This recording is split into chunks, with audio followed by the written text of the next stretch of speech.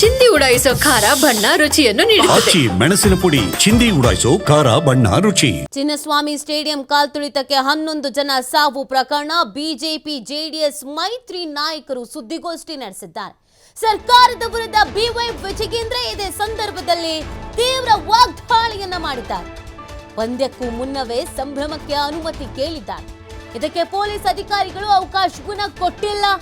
ಆದ್ರೂ ಇವರು ಸೆಲೆಬ್ರೇಷನ್ ಮಾಡಿದ್ದಾರೆ ಅಂತ ಕಿಡಿಕಾರಿದ್ದಾರೆ. ನಿನ್ನೆ ಕೋರ್ಟ್ ಛೀಮಾರಿ ಹಾಕಿದ ನಂತರ ಸರ್ಕಾರ ಎಚ್ಚೆತ್ತುಕೊಂಡಿದೆ. ಏಕಾಏಕಿಯಾಗಿ ಪ್ರೆಸ್ ಮೀಟ್ ಮಾಡಿ ಅಧಿಕಾರಿಗಳನ್ನ ಅಮಾನತು ಮಾಡಿದ್ದಾರೆ.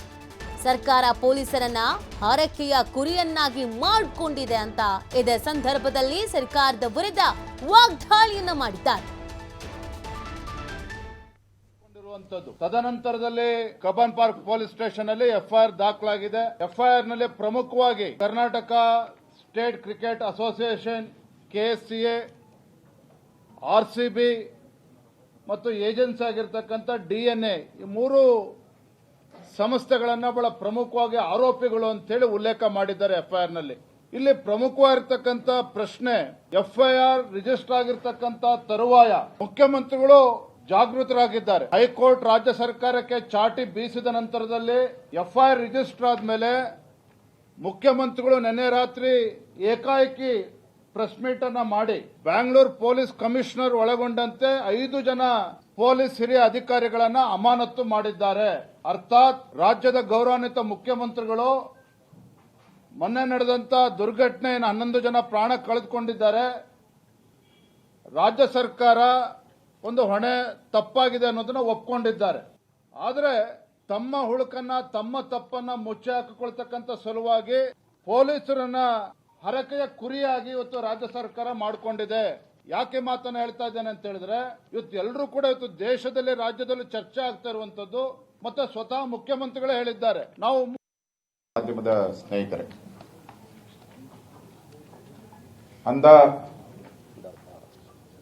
ಅಂಧ ಮುಖ್ಯಮಂತ್ರಿ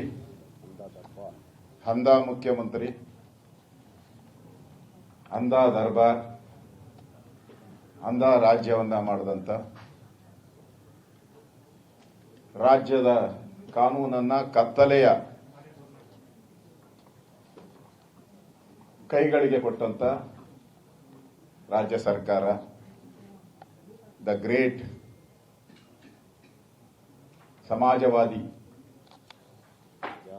ಮಜಾವಾದಿ ಸಿದ್ದರಾಮಯ್ಯ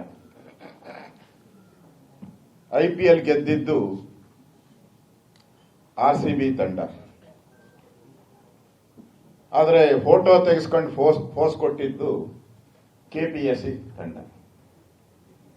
ಐಪಿಎಲ್ ಗೆದ್ದಿದ್ದು ಆರ್ಸಿಬಿ ತಂಡ, ಫೋಟೋ ತೆಗೆಸ್ಕೊಂಡು ಫೋಸ್ ಕೊಟ್ಟಿದ್ದು ಕೆಪಿಸಿಸಿ ತಂಡ. ಮುಖ್ಯಮಂತ್ರಿಗಳು ಬ್ಯಾಟ್ಸ್ಮನ್, ಡಿ.ಕೆ. ಶಿವಕುಮಾರ್ ಬೌಲರ್. ಮುಖ್ಯಮಂತ್ರಿಗೆ ಏನಾದರೂ ಮಾಡಿ ಸೆಂಚುರಿ ಹೊಡೆದ್ಬಿಡ್ಬೇಕು ಅಂತ ಅವರು 5 ವರ್ಷ. ಡಿ.ಕೆ. ಶಿವಕುಮಾರ್ಗೆ ಏನಾದರೂ ಮಾಡಿ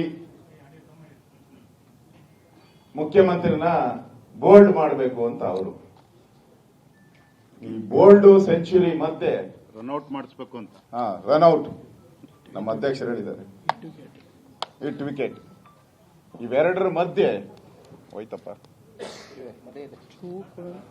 ಇವೆರಡರ ಮಧ್ಯೆ ರಾಜ್ಯದ ವಿದ್ಯಾರ್ಥಿಗಳು ಇಂಜಿನಿಯರಿಂಗು, ಡಾಕ್ಟ್ರು 11 ಜನರ ಬಲಿಯಾಗಿದೆ. ಹಿಟ್ ವಿಕೆಟ್ ಆಗಿದ್ದು ರಾಜ್ಯದ ಜನ, ನಾವು. ಇದು ಎಲ್ಲ ಇವರ ಪರ್ಸನಲ್ ಪ್ರತಿಷ್ಠೆಗೆ ಯಾವ್ಯಾವ ತರ ನಡ್ಕೊಂಡು ಅನ್ನೋದು ನಿಮ್ ಮುಂದೆ ಹೇಳ್ತಾ ಇದ್ದೇನೆ. ಇಲ್ಲಿ ನಾವು ರಾಜಕೀಯ ಮಾಡ್ತಾ ಇಲ್ಲ. ರಾಜಕೀಯ ಮಾಡೋದು ಬೇರೆ ಟೈಪ್ ಇದೆ. ಇವತ್ತು 11 ಜನ ಬಲಿ ತಗೊಂಡ್ರಲ್ಲ,